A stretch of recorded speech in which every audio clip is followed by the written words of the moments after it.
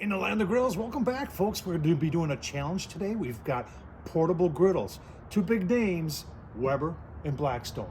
Which one of these two are going to be best? Which one should you have? Let's find out. All right, let's get into it. Hey, you know what? If you enjoy what you're saying, thumbs up. Don't forget to subscribe, and if you want to support this craziness, hey, buy me a beer down in the super thanks. So we've got two of them here. This is Blackstone, that's the Weber, obviously. Now, this is the Blackstone Adventure Ready series, and that's actually got two burners, and it's kind of a suitcase style. And I'll leave a separate link to the review I did on both of these. But from portability standpoint, there's a lot going on here. Now, this is from Weber, obviously. It's the 17-inch Traveler. And from a portability standpoint, and we'll get into it, it is portable. I will admit that. And I show that in my review videos. But I tell you what, let's go to price, because everybody always wants to know, how much does it cost? Let's do that. All right, the best price I can find on the Blackstone is from Walmart.com, and 150 bucks. All right, talking about the Weber Traveler Portable. What's strange about this is that I can't find this on Amazon. I can't find it at Walmart. You got to go to Weber.com, and it appears that Weber.com and then like some hardware store chains like maybe Ace and True Value and all that do sell these, but it's kind of limited as to where they're selling this. As you can see, it's 250 bucks. So there's a $100 difference between these two, obviously with the Weber being $100 more than the Blackstone. All right, so here's the specifications on the Weber Traveler, straight from Weber. There's your dimensions right there. It looks like it is 12,500 BTU. Remember, this just has one burner. And then there's your total cooking square inches, 272.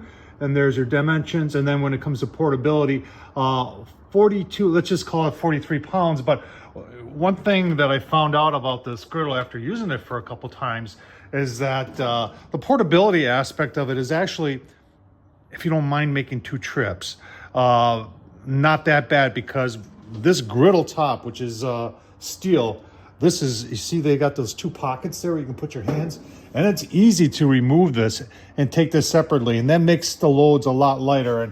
And I actually kind of like that. That's actually a very good design, but it takes away a little bit from the portability. You're saying, what's that thing over there? That's to hold your gas, and that does come off, mind my head, like that. And then they do have this thing over here that clips, that holds the regulator and everything in place. So from a portability standpoint, is it portable? Yes. A little heavy, but you can lighten the load by just removing the griddle. So I actually like that. Nice job by Weber. All right, and there's the Blackstone. From a portability standpoint, it's a no-brainer over here. Blackstone is the only one that's making something like this that's actually a suitcase style type of portable griddle that's actually two burners. A lot of cool things going on there. Specifics from our friends at Blackstone: 26 pounds, and it's two burners, and I think it's like 13,000 BTUs there. Yeah, 13,000 BTUs. So it's beating Weber in a lot of stuff.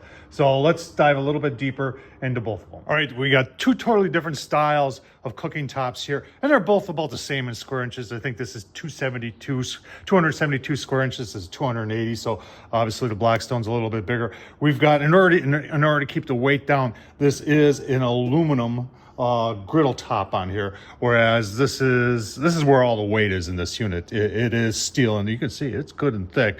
But like I said, what I liked about it, and it wasn't until I used it, is that they have the pockets here, so you can remove the griddle top. And actually, like I said before, I do like that.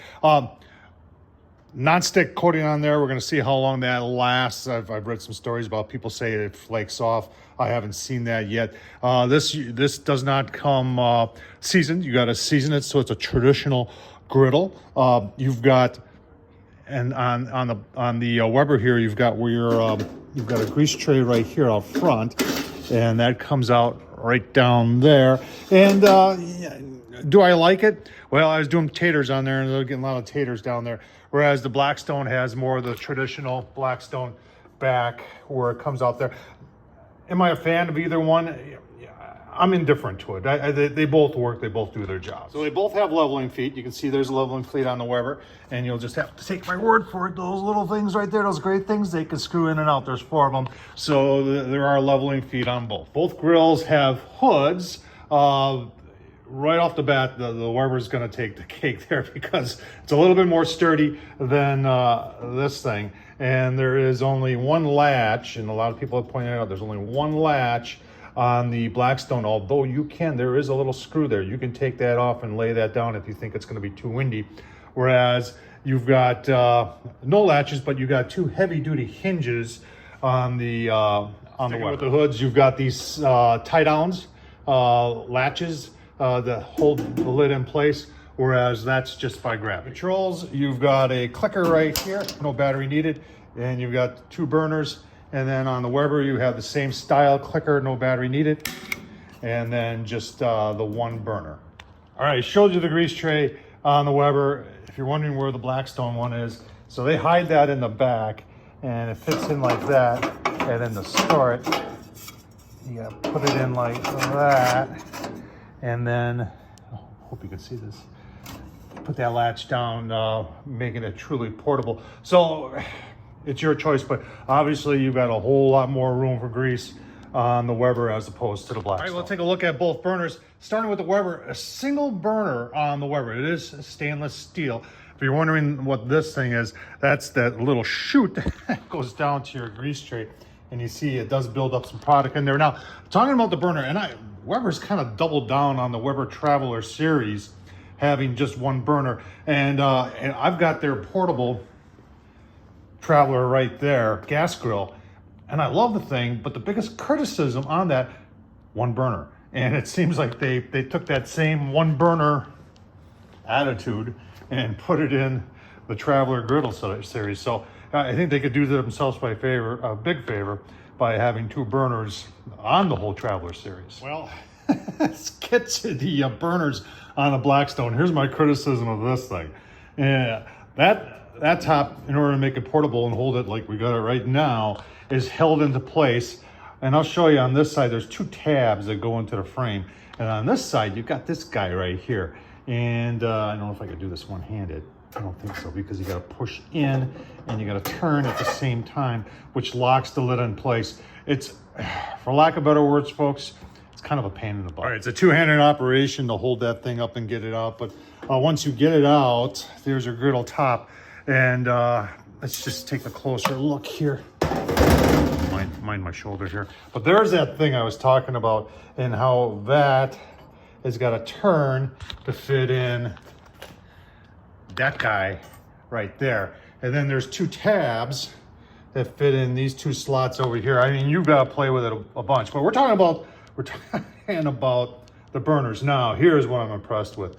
Blackstone, 2 stainless steel H-style burners, so very even heat. And you're going to say, wow, that's fantastic. And I'm thinking part of the reason for that is you've got this aluminum griddle top here, and there's the bottom. So if you're wondering, will it ever warp? I don't think so.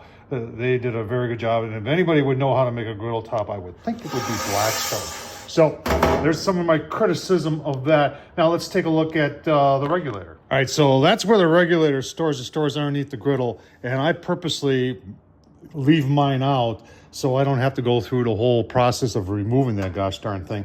But that is a cool place for it to mount, and then it slides right into on this side over here. So it does work a lot easier on the Weber as opposed to the Blackstone, but Blackstone wanted to make it truly, truly portable, and that's what this does. All right, what about heating? How do they heat? So I showed that in the videos. You've got aluminum versus steel right here, 1 burner versus 2. Because this is aluminum, folks, it gets hotter faster than the steel would. Steel's going to retain the heat a lot longer than the aluminum would, but from a portability standpoint, you might like that because this will cool down faster, so it does make it truly more portable. They both cook, they both get hot. I think 550-ish is the tops here, and I've had this 650-ish. So they both get hot. They both cook just fine from a portability standpoint, though I think the Blackstone is better. All right, final thoughts. Which one of these would you go for? So here's the way I'm going to put it. If you're truly, truly looking for something that's portable, put in the back of your car, your pickup, for tailgating, for camping or something like that. And they make another version of this that has half griddle and the stovetop here. From a portability standpoint, right here, I don't know any other griddle on the market that is as portable as the Blackstone. So good job by Blackstone, and keeping the weight down, 26 pounds, high heat, and the price, 150 bucks. You can't go wrong with that. The Weber, there's a place for the Weber here. If you're looking for a small griddle for home, that you maybe will use once in a while for portability, and you don't mind the weight. And like I said, you can reduce the weight by making an extra trip by taking the griddle out. There's nothing wrong with this griddle. It works, and it works pretty gosh darn well, but it's not as portable, and they're touting this as portable as the Blackstone. So which one wins? Obviously, from a price point, from a portability standpoint, Blackstone all the way, folks. What would you think? Which one of these two would you think? Remember, there's a whole heck of them out there, folks, and none of them are as portable as that guy right over there. Tom Horsman at YouTube, thumbs up. What do you think? Let me know down in the comments. Thanks for watching, folks.